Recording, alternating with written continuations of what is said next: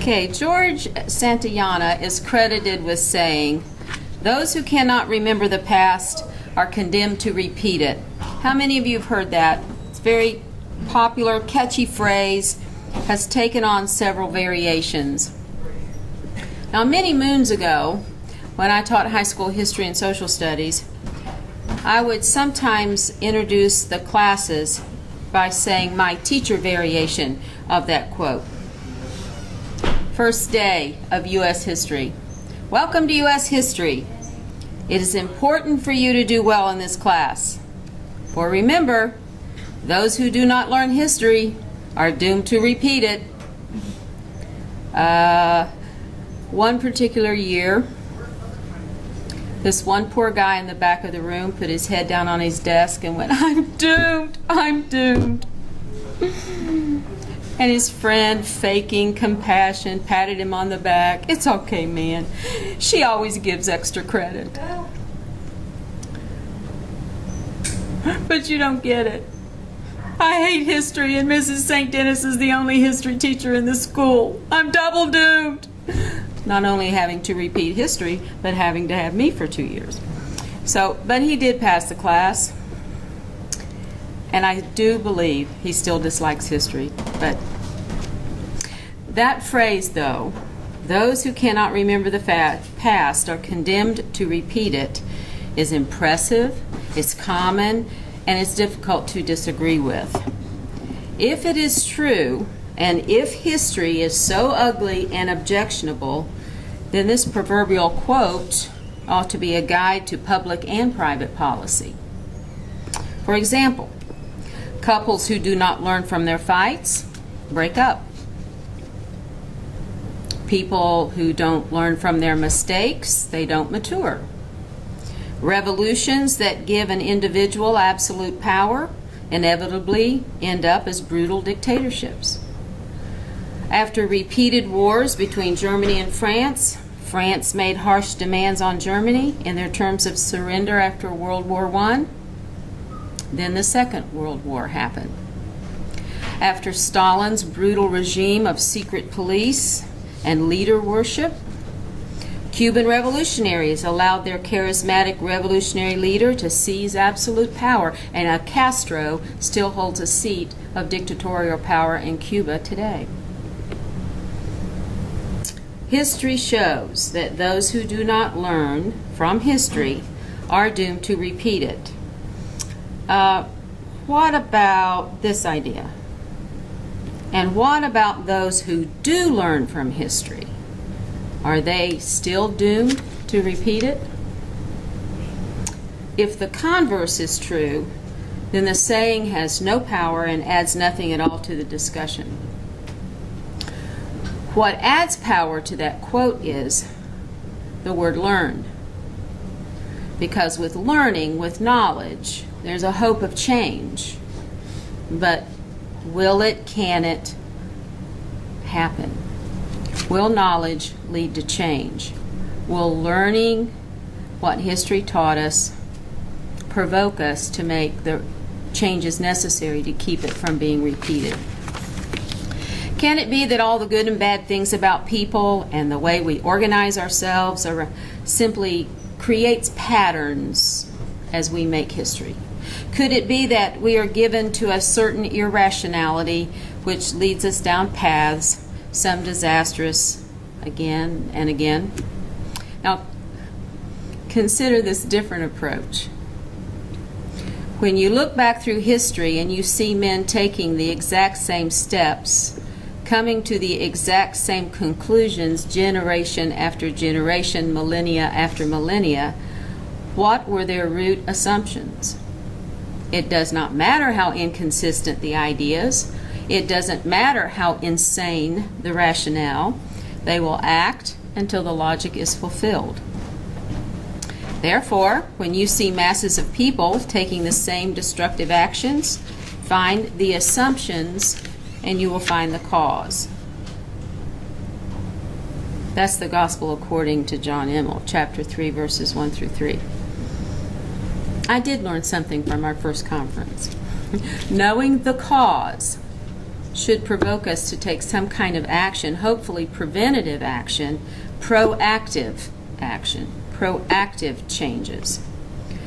W, X, Y, and Z. Now I know my ABCs. Tell me what you think of me. Well, I think you know your ABCs. Now tell me, what are you going to do with that knowledge? Will you take action and make meaning of the letters, connect them with sounds and letter combinations and create words and words that build sentences and ideas? Will you take your ABCs to that ultimate conclusion and learn to read and write? Will we learn the lessons of the history past and use that knowledge to take action to stay off those irrational and destructive paths? Maybe yes, maybe no. I do know some children who know their ABCs. Blaine knows his ABCs, but he has not yet learned to read. There are those who know history and are dooming themselves and us by repeating it or causing it to repeat. So, are we like the Calvinists who believe and hold on so tenaciously to the doctrine that we are predestined to live in this time and space with no choice, no say in the direction we are to take, and no say in how we stand, no chance for change? Are we to take up that clarion call, become like the Puritans of old, and all things will be set to right? Now, why not consider the assumptions and logic and end results of the Puritans? Remember what George said. Those who do not remember history are doomed to repeat it. Because their patterns of irrationality, their faulty, rude assumptions, are leading the institutional church down the same disastrous paths again. What I've been reading from Christian homeschool blogs and from leaders in the homeschool movement, this is what I've been reading.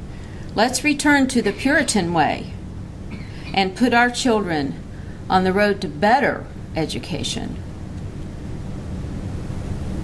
Read that more than once. A Southern Baptist Seminary professor wrote, "We can learn from the old, namely the Puritans, for the doing of theology, for the life and health of the church today."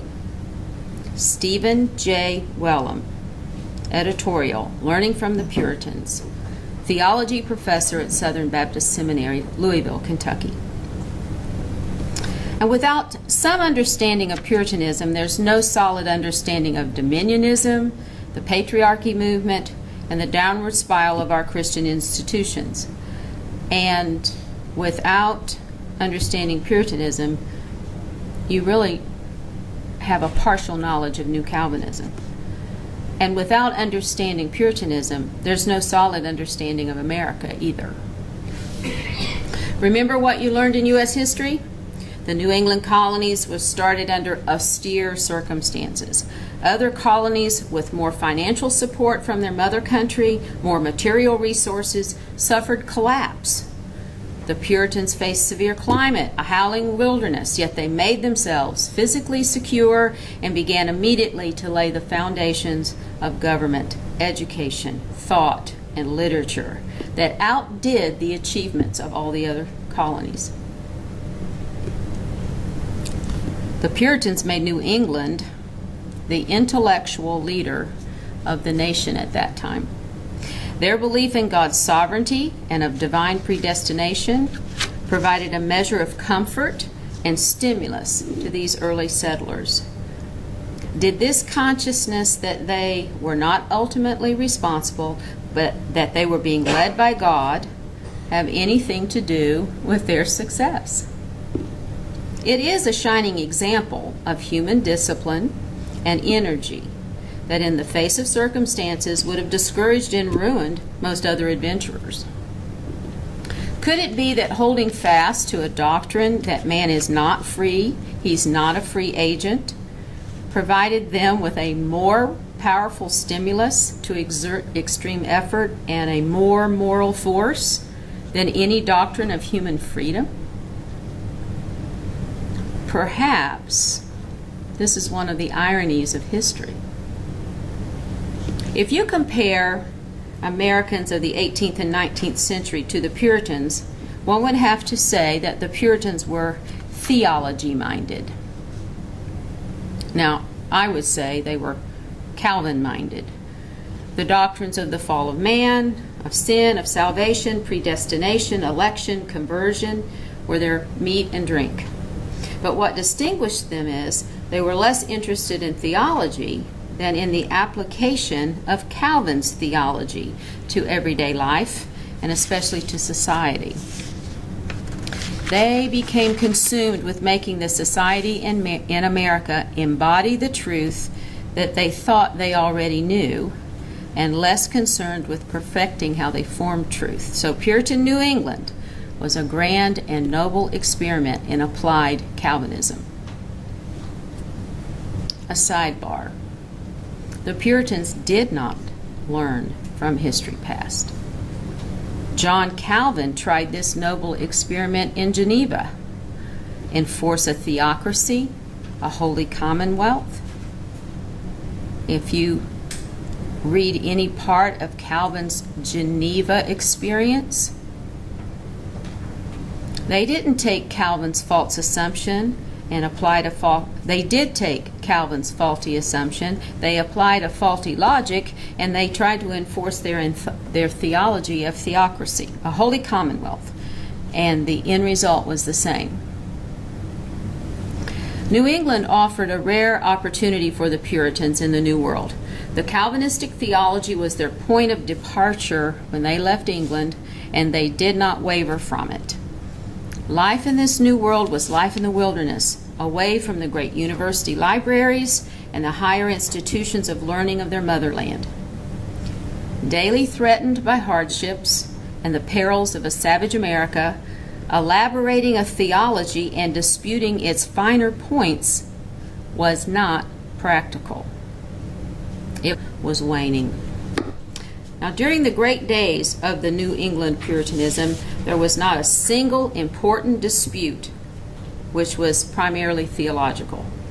There were arguments over who should rule New England, whether John Winthrop or Thomas Dudley or Harry Vane should be governor, whether the power of representation of different classes in the community should be changed, whether the Child Petition Act should be accepted, penalties for crime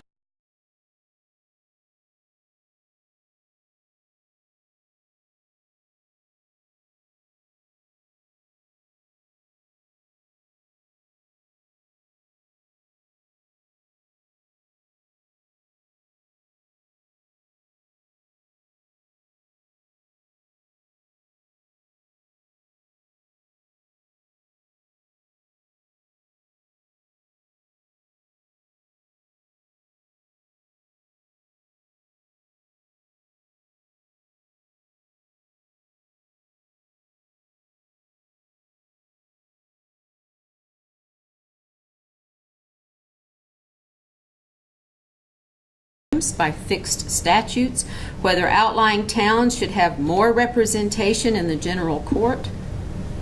If they were theology-minded, what they argued about was institutions. Let me do a comparison. At this time in history, the Puritans in England, the mother country, were discussing the fine points of their theory. What was the true nature of liberty? When should a true Puritan resist a corrupt civil government? When should diversity be tolerated? Now, the debates of these topics span the social classes in England, for not only the John Miltons, but the officers in Cromwell's Puritan army reveal how different the intellectual atmosphere in England was from that of New England. Soldiers, men of action, stopped to debate the theory of revolution and the philosophy of sovereignty. But let's remember this crucial difference. Puritanism in England was more complex than Puritanism in the Massachusetts Bay Colony. The Puritans in good old England had representatives from a wide range of doctrines: Presbyterians, Independents, Separatists, Levelers, Millenarians. So naturally, Puritanism in England was a matter of dispute. But consider this.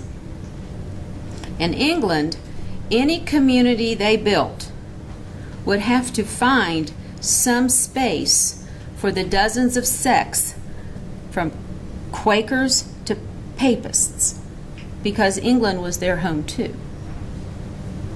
Now, Massachusetts Bay Colony did not possess this vigor. They possessed orthodoxy. It was organized and run as a community of self-selected conformists. In 1637, the General Court of Massachusetts passed an order forbidding anyone from settling within the colony without first having his orthodoxy approved by the magistrates. These immigrants were required to be free from contamination. John Winthrop was bold and clear in defending this ruling. This community was formed by free consent of its members. Why should they not exclude dangerous men or men with dangerous thoughts? Now take, for example, Reverend John Wheelwright. His brother-in-law's wife was Anne Hutchinson. We all read about Anne Hutchinson in our history books. He and Anne accused the majority of the colony's ministers and their magistrates of preaching a covenant of works. So both he and Anne were banished from the colony. The governor, John Winthrop, said, "If we conceive and find by sad experience that Wheelwright's opinions are such, and by his own profession cannot stand with external peace, may we not provide for our peace by keeping off such as would strengthen him and infect others with such dangerous tenets?" This was a peculiar opportunity for the Puritans of New England. Why not see what true orthodoxy could accomplish? In one unspoiled corner of the world, declare a truce on doubts and on theological debate. Here at last, men could devote their full energy to applying Christianity, not to clarifying doctrine, not to build Zion. Puritan Nathaniel Ward wrote, "I dare take upon me to be the herald of New England, so fair, as to proclaim to the world in the name of our colony that all familiarists, antinomians, Anabaptists, and other enthusiasts shall have free liberty to keep away from us, and such as will come be gone as fast as they can, the sooner the better." Taken from his pamphlet, Simpler Cobbler, 1647. A dissension in England would have created a new sect of Puritanism. In America, dissension simply produced another colony. In England, the Puritans had to find a way to live with dissenters. In New England, the Puritans found ways to live without them. What truly distinguished Massachusetts Bay was its refusal to develop a practice of toleration. Unlike England of the 17th century, the leaders of Massachusetts enjoyed their pure and simple orthodoxy. And that orthodoxy was conformity with established and accepted Calvinistic standards. Now let's consider another side of the coin. Intolerance was a source of strength for the New England Puritans. This was not a philosophical enterprise they were engaging in. They were community builders. They were building the New Jerusalem. They were building Zion, a city upon a hill. All the energy their counterparts in England were using to debate and war over compulsive and restrictive powers in religion, between matters essential and matters indifferent, these are still being debated today by political science students. The American Puritans put all that energy to mark off boundaries of their new towns, enforce criminal laws, and to fight the Indian menace. Theology and metaphysics were not going to distract them, because they had no doubt and they had no dissent. Had they spent as much energy debating with each other as their English counterparts, would they have still had the single-mindedness to overcome the perils of the wilderness and build a nation? I hold three things that held Massachusetts Bay Colony together, initially made them successful. Notice I said initially. No toleration. Democracy was of the devil. Community and unity over individual freedom. In England, the various sects of Puritanism were daring each other to extend and clarify their doctrines, but there was little of this in America. In New England, the critics, the doubters, and dissenters were expelled from the community. Roger Williams read a wonderful book about Roger Williams. He was expelled for confronting the leaders about separation of church and state, not doctrinal issues. He agreed in doctrine, point by point by point, with Calvinistic doctrine. They did not have a problem with his doctrine, but he was relentless in preaching from the pulpit and talking to the magistrates and the civil leaders in public and in private that the church had no business in civil government, that there had to be a separation. He was expelled for confronting the leaders about this issue. Later, he established the colony of Rhode Island. Whereas in England, the Puritans had to find ways to live together, which in turn helped to develop a theory of toleration. In New England, they transcended theological preoccupation because what was it? There were no doubts. They allowed no dissent. They just could not be distracted from these practical tasks of theology and metaphysics. In 1637, the General Court passed an order forbidding anyone from settling within the colony, and I've said this, without having his orthodoxy approved. Okay. Number 2.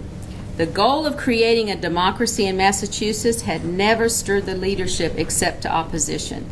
The idea that authority and sovereignty came from below, from the governed, as opposed to from above, from God, was completely foreign. Winthrop believed that the magistrates, even though being called freemen, we have our authority from God. And by the way, I was kind of misled in my reading when it said the freemen could vote, the freemen elected their magistrates, and then the next paragraph defined what freeman was. A member of the Puritan Church. If you were not a member, you were not a freeman, therefore you could not vote. So the freemen were an elite few who made the decisions for the entire colony. Freemen, even though being called by you freemen, we have our authority from God, therefore they must be obeyed. Governor John Winthrop. So shall your liberties be preserved in upholding the honor and power of authority among you. And he declared, democracy is amongst most civil nations, accounted the meanest and worst form of government. He called it a breach of the fifth commandment and noted that history records it has always been of least continuance and fullest of troubles. Now, John Cotton wrote, democracy, I do not conceive that God ever did ordain as a fit government, either for church or commonwealth. If people be governors, who shall be the governed? As for monarchy and aristocracy, both of them clearly approved and directed by Scripture. An example of this lack of tolerance practice is witnessed in the life of Roger Williams. He claimed the people were sovereign.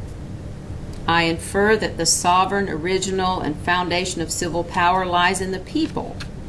Now, these were haughty and rebellious ideas that ended in Williams being expelled from the community in the dead of winter during the blizzard, and if it had not been for the Native Americans who rescued him, he would have perished. And he does pay them tribute for aiding him in this time. And he spent the entire winter with them, nursed back to health and taken care of. Now consider these ideas.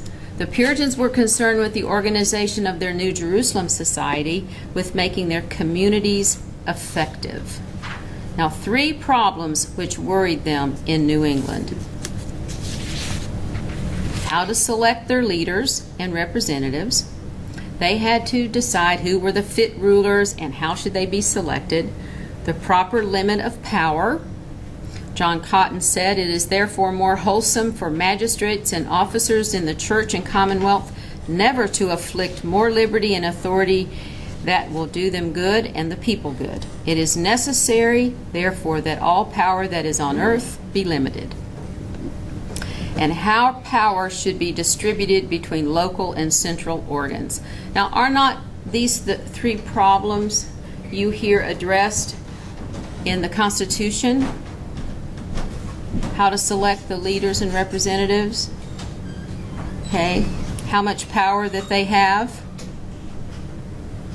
and how to separate federal and state government.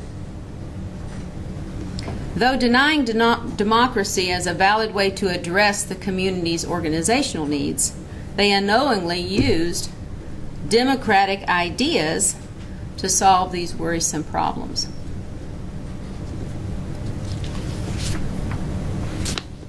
To the Puritans, the American destiny was inseparable from the mission of community building.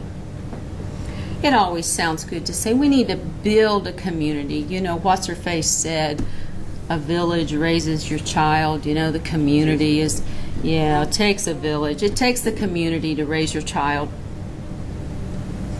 So to the Puritans, this mission of community building was inseparable from the ongoing relationship among men. Individualism threatened the delicate strings that held the community together.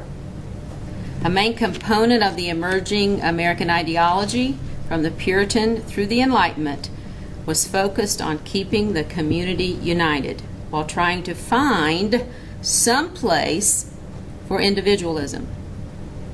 There was the need for community involvement in the church. They had to show unswerving devotion to the church, perform good works, have unquestioned obedience to the church leaders. Good works and charitable acts would not lead a person to salvation, but was necessary to show their natural grace to prove that they might be considered one of the elect. The concept of unity as a community was communicated, and it was sermonized aboard the Arabella on their way over crossing the Atlantic Ocean. Winthrop: "We must knit together in this work as one man, mourn together, labor, suffer together, always having before our eyes our commission and community in the work, our community as members of the same body." John Winthrop: "If one part of the community was ill, then the entire community would suffer. Each individual was responsible for their actions because it would affect the entire community. A person could not do sinful things without harming the community." Well, we know, we have examples of this from the Bible. Achan in the camp of the Israelites, when he took spoil from Jericho in disobedience. Read the results in Joshua. That action had a devastating community result in the book of Joshua. They lost the next battle, death, judgment from God in a sense. And then, of course, they had to put the family on trial, and earthquake and execution and all of that. So individuals do affect the community, but it's not the sole reason for having a community. Family, community, and nationalism are principles that we can find in God's Word. No person has ever been commanded to isolate themselves. No person in God's Word has been commanded to pursue total individualism, deny and forsake the community. The entire book of Genesis shows historically how mankind as individuals, they formed families, they formed communities, cities, nations. Danger comes to a community when control becomes punitive, leadership turns into tyranny, and unity becomes total conformity. There's difference in the meaning of those two words. Unity is not total conformity. The Puritans felt that conformity was essential to keeping the community together. The leaders not only felt it demanded conformity, and enforced it. Dissension and divisiveness were silenced. The community could not thrive if too many independent thinkers attempted to change the power structure of the community. Individual beliefs and liberties would have to be sacrificed in order to promote a strongly linked community. Individual beliefs and liberties would have to be sacrificed in order to promote a strongly linked community, according to the Puritans. Eventually, out of necessity, the role of the individual evolved and was seen as an asset and not a threat. Not until the Enlightenment and Revolutionary eras, that's the 1700s, was individualism recognized. The emphasis focused on individuals using their unique abilities to better the community. One of the founding fathers, James Madison, warned of absolute individualism in his Federalist Papers. In essence, he wrote that there was a delicate balance between expressing individuality and hurting another member of the community. Now, during the Puritan era, individualism was suppressed in order to keep that delicate community balance, and individualism was suppressed to assert the power of the church. As the colonies grew and prospered, new ideas began to arise, and some individualistic thoughts and ideas were seen as important and necessary for the growth of the community. The puzzle, though, the Puritans had to put together was how to balance individualistic expression and the welfare of the community.